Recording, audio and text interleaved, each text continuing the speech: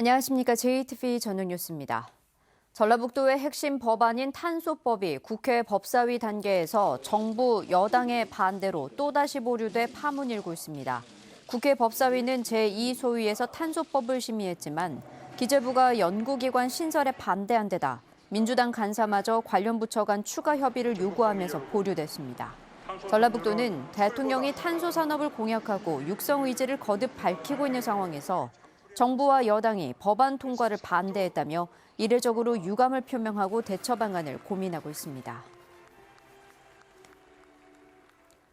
김상조 청와대 정책실장이 군산을 찾아 신재생 에너지 업체들과 간담회를 갖는 등 새만금 재생에너지 발전단지 조성 사업의 추진 사항을 점검했습니다.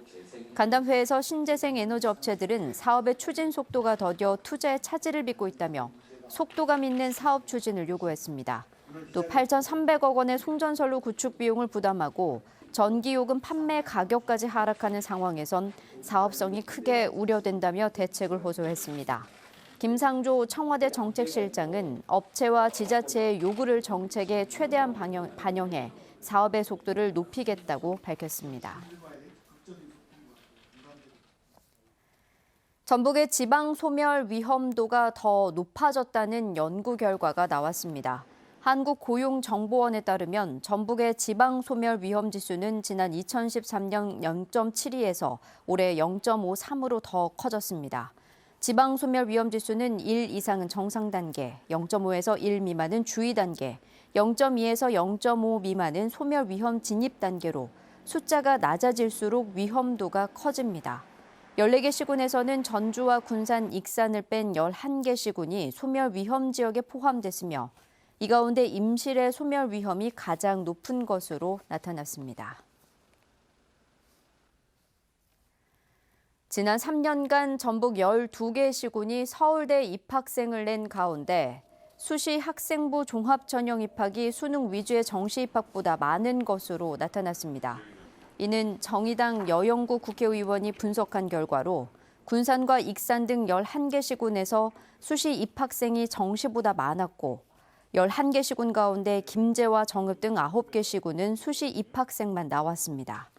반면 전주시는 수시보다 정시 합격생이 많았는데 자사고인 상상고의 영향으로 분석됐습니다. 철도노조의 총파업 이틀째인 오늘도 열차 운행이 차질을 빚었습니다. 코레일은 전북의 KTX 운행률은 70.7%, 무궁화호와 새마을호 등 일반 열차는 67.8% 수준으로 어제와 같은 운행률을 보이고 있다며 승객들의 불편을 최소화하기 위해 대체 인력 76명을 투입했다고 밝혔습니다. 철도노조 익산지부 조합원 190여 명은 오늘 더불어민주당 전북도당사 앞에서 4조 2교대 도입을 위한 인력 충원과 임금 인상 해결을 위한 여당의 적극적인 노력을 요구했습니다. 우리는 근로조건부 장관 오늘 철도노조 전라북도의 호국 보훈수당이 전국 시도 가운데 최하위 수준인 것으로 나타났습니다. 전라북도에 따르면 현재 14개 시도가 참전 유공자에게 정부와 별도로 보훈수당을 지급하는 가운데 제주도가 한 달에 15만 원으로 가장 많고 전라북도는 1만 원으로 가장 적습니다. 전라북도 의회 최영일 의원은 참전 유공자의 상당수가 경제적 궁핍으로 고통을 겪고 있는 만큼 지역의 보훈수당을 최소한 전국 평균인 6만 원 수준으로 인상해야 한다고 말했습니다. 전라북도 의회가 지방 이전 공공기관의 지역 사회 역할을 한층 강화하는 내용을 담은 관련법 개정을 촉구했습니다. 전라북도 의회는 건의문을 통해 이전 기관이 지역 전략 산업에 대한 중장기 계획을 세우고 산하기관도 이전 지역에 한해 설립하도록 혁신도시 특별법의 개정을 촉구하는 한편 이에 대한 행정재정 인센티브 도입을 제안했습니다. 전북도 의회 이명현 의원은 한국농수산대와 지적공사 등을 둘러싼 논란이 끊이지 않고 있는 만큼 혁신도시가 지역의 성장 거점이 될 수 있도록 하기 위해 건의문을 발의했다고 밝혔습니다. 전북의 시민사회단체 31곳은 기자회견을 갖고 미국의 한일 군사보호협정 지소미아 연장과 주한미군 방위비 분담금 인상 요구를 규탄했습니다. 이들은 미국의 요구는 주권 국가 사이에는 상상할 수 없는 폭거이고 우리 정부와 국민을 우롱하는 행위라며 정부가 미국의 압력에 굴복하지 말고 당당하게 대처해야 한다고 주장했습니다. 대부분 빈 땅으로 방치되고 있는 전주 자원순환특화단지 활용 대책이 시급하다는 주장이 제기됐습니다. 전주시 의회 이미숙 의원은 전주시가 재활용 산업을 육성하겠다며 2013년 206억 원을 들여 자원순환특화단지를 조성했지만 현재 4개 업체만 입주해 입주율이 33%에 그치고 있다며 분양과 활용 대책을 서둘러 마련해야 한다고 말했습니다. 내일은 기온이 더 올라 대부분 지역이 영상권에서 시작하겠습니다. 내일 아침 전주는 영상 5도, 남원 3도, 장수는 0도로 예상됩니다.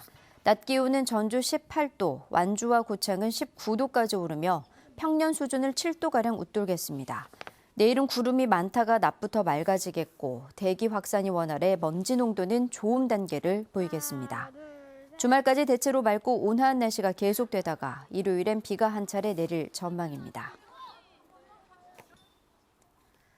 JTBC 8시 뉴스 예고입니다. 현역으로 군대에 가는 대신 농어촌에서 3년 동안 근무하는 공중보건의의 기강회의가 심각한 것으로 드러났습니다.